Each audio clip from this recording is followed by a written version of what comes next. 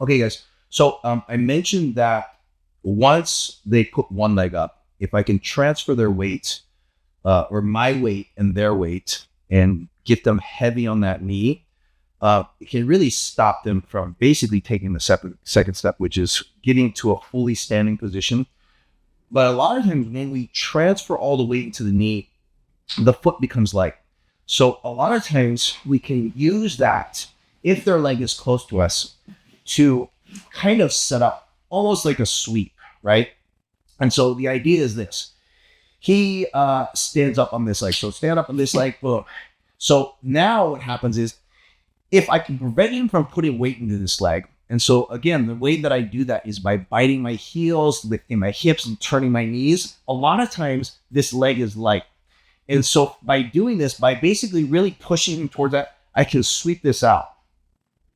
So once I'm able to grab this leg, now what I'm going to do, because he has no post on this side, I will turn my knees this way to make him fall, right? Once we do that, if I can put both hands on the ground once he falls, try to get up. So it allows me to sweep him and get on top, okay?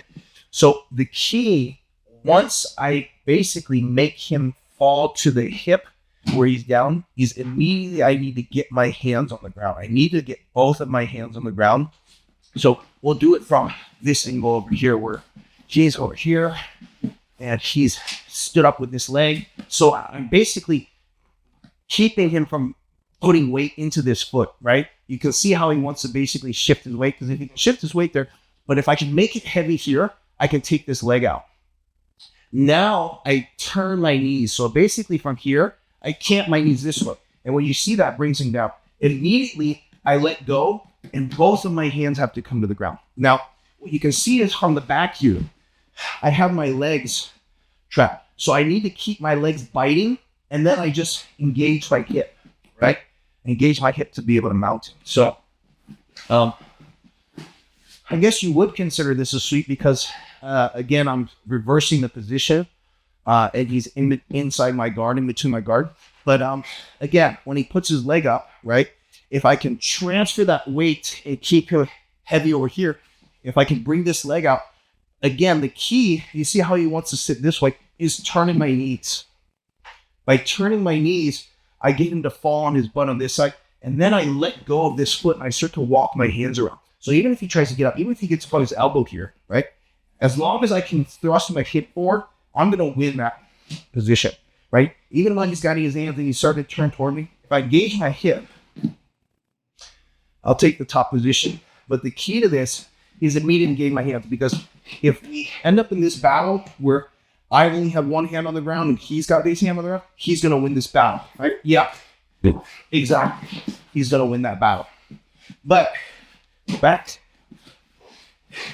he's here, do this. Now he's not going to win that battle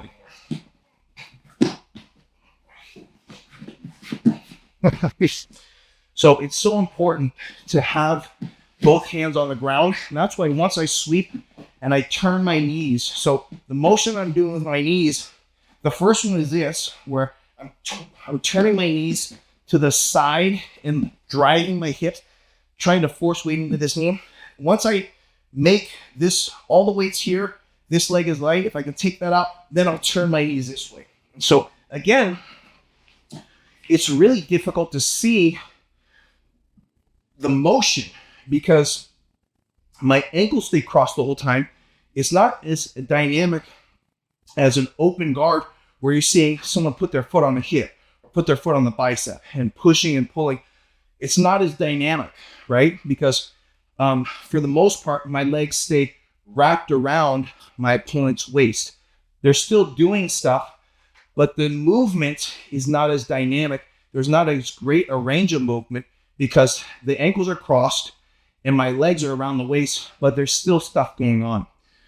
So once I buckle him over, once I make him fall, then immediately both hands on the ground, and then just make sure you're walking your hands and driving your hips forward to be able to take the top position. So again, if I can shut him down or slow him down from standing, a lot of times we have a really, really nice sweep from there to be able to take the top position. because it's no gi, it's really important for me to have my hands on the ground. If it was in the gi, once I sweep out that leg, I would control the sleeve. So you can control the sleeve to prevent him from posting, but 2 hands on the ground works gi or no gi.